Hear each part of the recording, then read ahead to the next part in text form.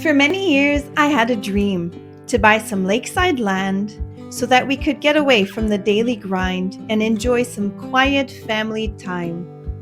In 2022, we bought 3 acres of land on a beautiful small lake. This year, we're finally ready to build our first building, a 120 square foot micro cabin that will sleep 4. I'm trying to learn as much as I can about nails, screws, and tools, and to improve my questionable math abilities. One thing I know though is that I'm always up for a challenge. So join me on this crazy and ambitious adventure. What could possibly go wrong? In the last episode, everything that could go wrong did go wrong.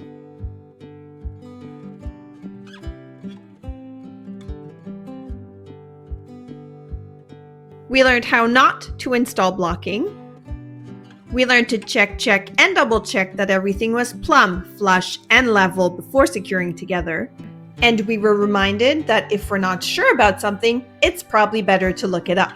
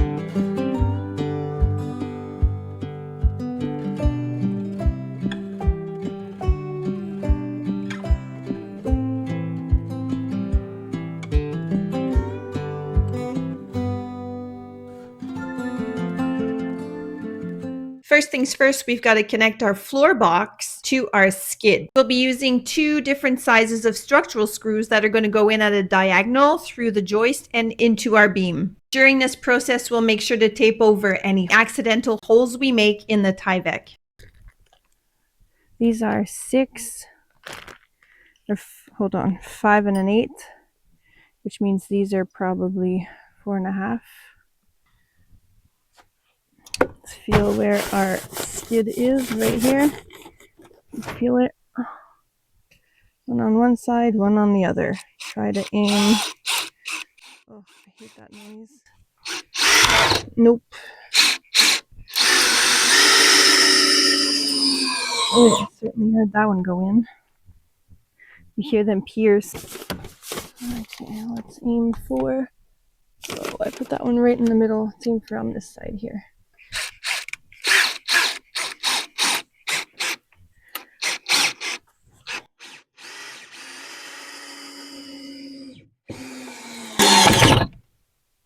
I think that went in.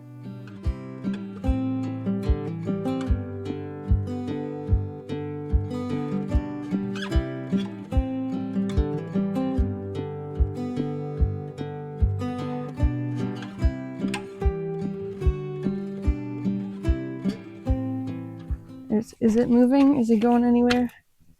I don't think so. I really don't think so.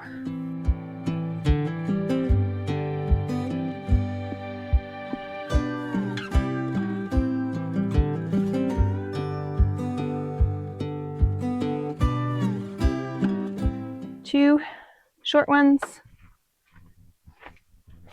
one long one, and then I alternated. So 2 short ones, 1 long one, 2 short ones, 1 long one, and alternated on the other side as well.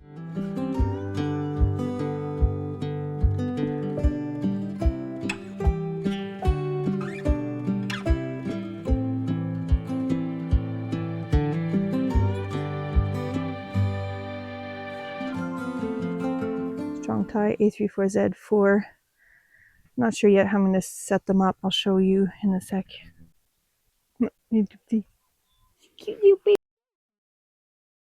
This angle bracket actually fits so well under my structural screw. I'll be using 1.5-inch screws to fasten the bracket into the joist, and then I'll be using the 2.5-inch screws to fasten the bracket into the skid. I'm using 2 of these brackets on each corner of the building. These are just one more step to prevent uplift.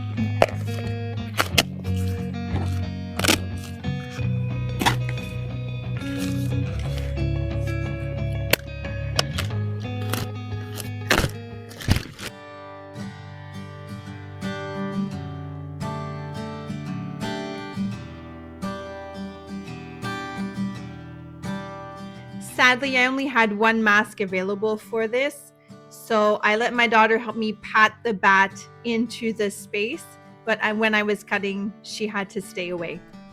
We also didn't think ahead and we weren't dressed appropriately for cutting insulation. If we had thought of it, we would all be wearing long clothing. We were quite itchy after this. We had to shower and scrub quite a bit, but it's a shame I didn't think to bring an extra mask because she would have loved to help more than she did.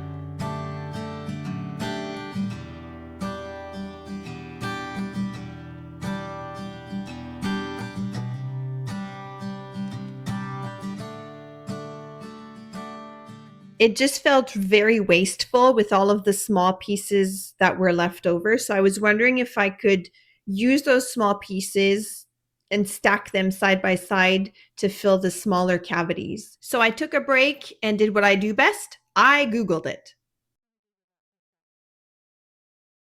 The internet said that was an option, but it recommended using full bats cut to size instead. So I did a bit of both.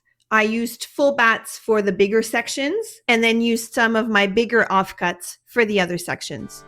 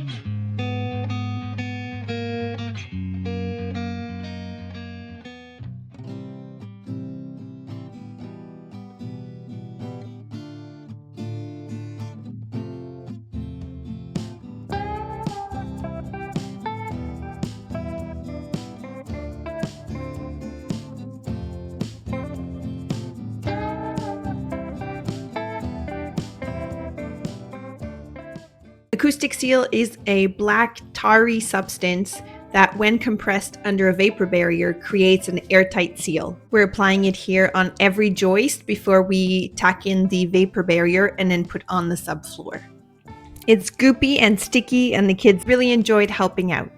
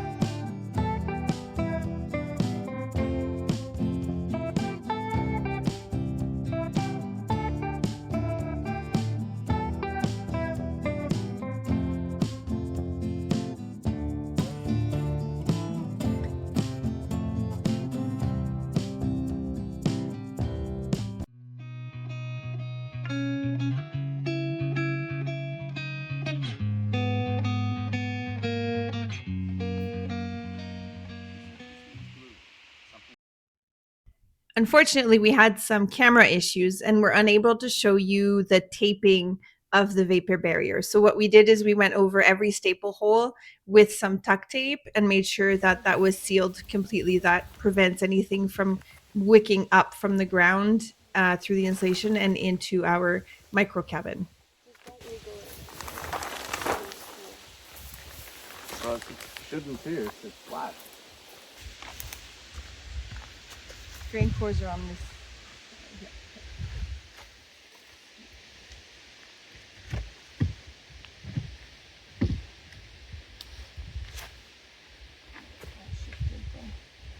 Don't worry about that.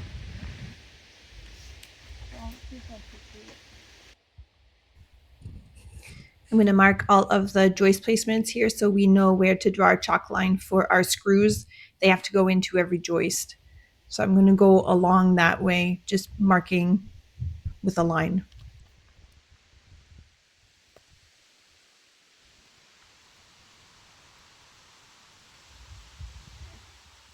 I'm going to do the same thing on the other side.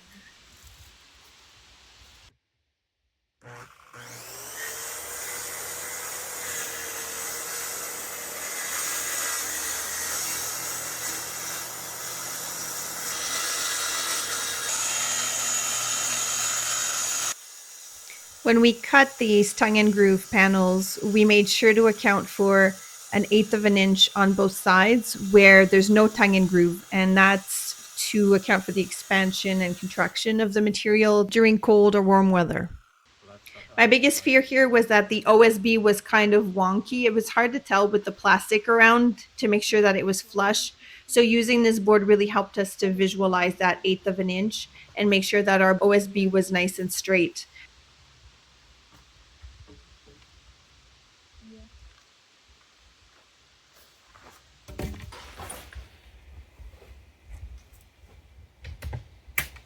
That's the wrong bit. That did not mark.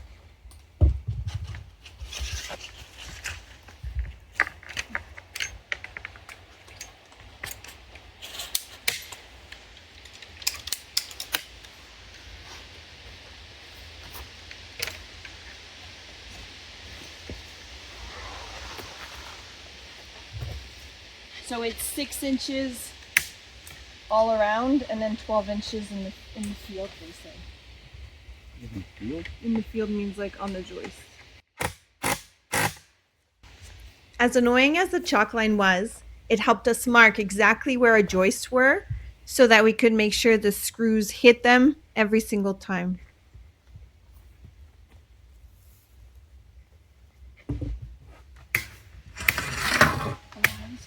shake it. Yeah.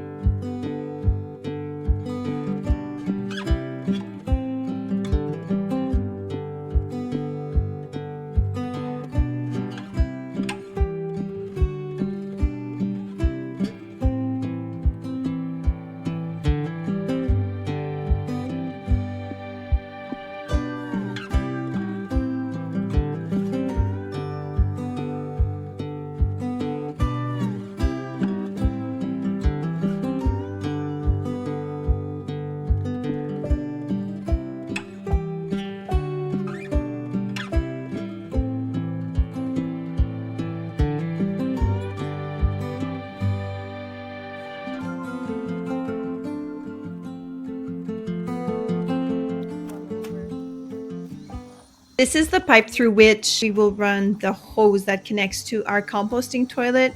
The liquids will then flow down this hose and into a separate container. It may be a bit weird, but it actually makes the whole thing smell a lot less. Our bathroom will be so small that it took quite a lot of measuring to figure out the exact placement of this pipe. We wanted it to sit in the corner of the bathroom, but not be in the way of the walls that are going up next.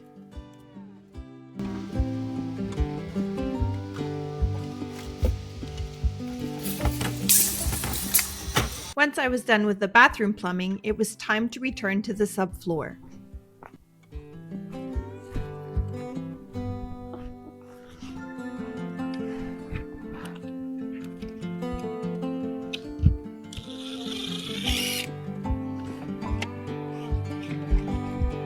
Oh, you have to push it significantly towards me.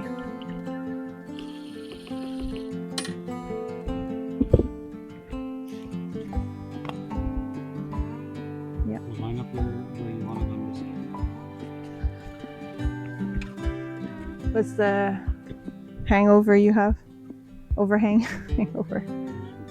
Just a bit. But not over the door. Well, not over the doors.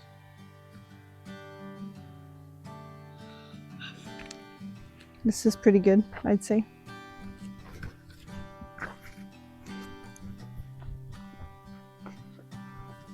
Cool.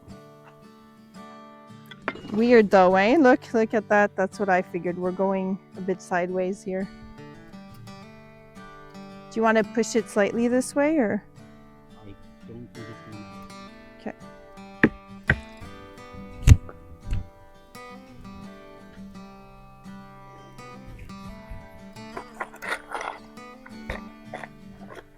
I'm assuming the expansion gap must be. Can you, on your side, push it in?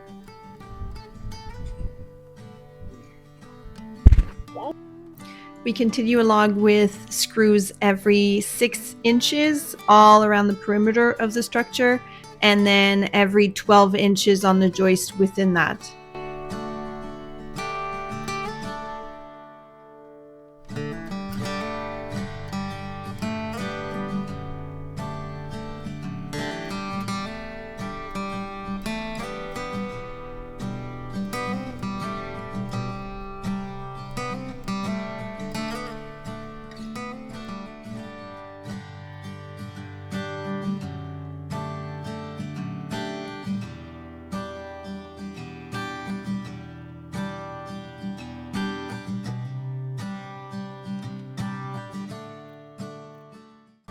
Yeah, it is because of the tongue and groove. So on one Oh side. yeah. Okay.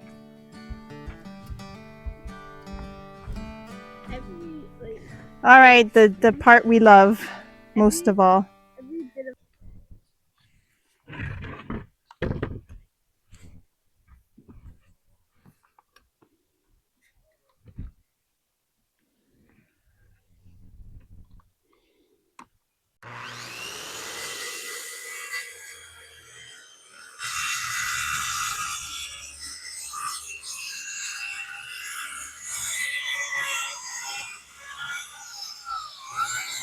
Cut-offs here.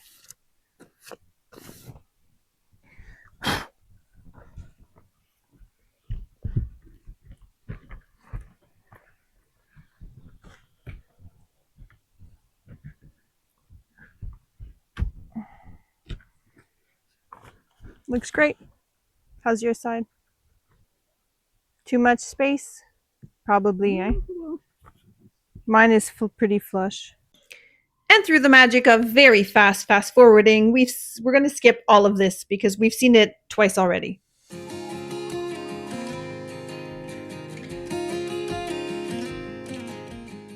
Phew! I need a nap and a snack. But there will be none of that because we're back to the circular saw to cut our final piece of OSB. And if you haven't figured it out yet, the circular saw is my least favorite of all the tools. I use it only when I have no other option.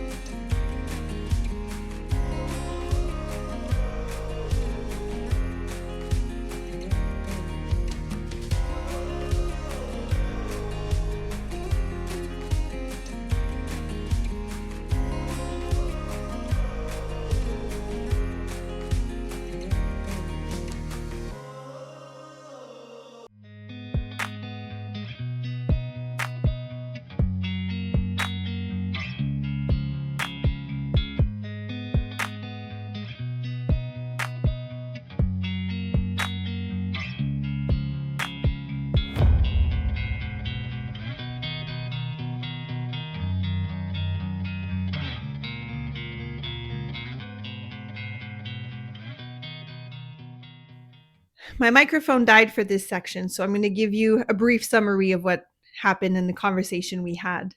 Here we're trying to figure out how are we going to mark and figure out where to cut on the OSB so that the pipe can fit through. It has to fit through upwards through the OSB, but also downwards through the Tyvek and the hardware cloth. Our goal here is to have it extend about a half an inch above the installed floor, but also hang below the underside of the micro cabin. So we found the right location where we wanted to put the pipe, and then we cut through the Tyvek and the hardware cloth.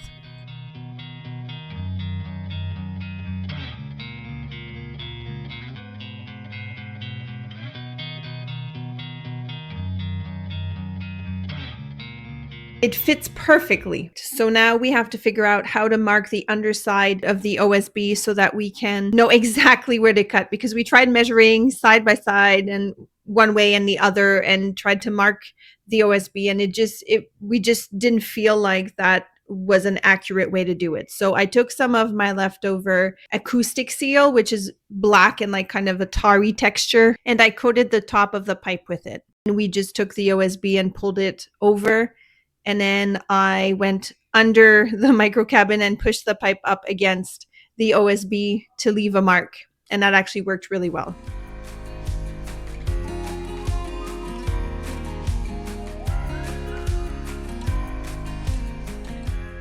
So for this project, I had bought a 2.5 inch circular cutter that was supposed to mount on our drill. Unfortunately, when it came to time to try it on the drill, we realized that we were missing the adapter part, and so we couldn't use it. So we had to think outside the box and come up with a quick solution to make that hole as best as we could, because we just needed the pipe to fit in so that we could finally finish the floor and move on.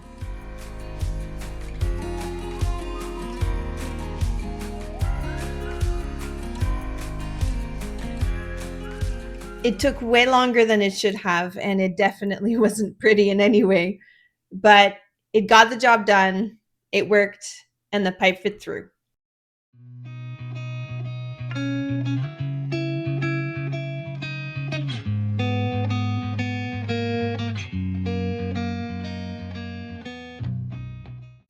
Technology failed me in every single way during this video, so we're missing the whole last part of our day. So here I'm using the acoustic seal, then I folded back the vapor barrier, I tacked it in, taped it down, and here you see the final product. Our subfloor is finally complete.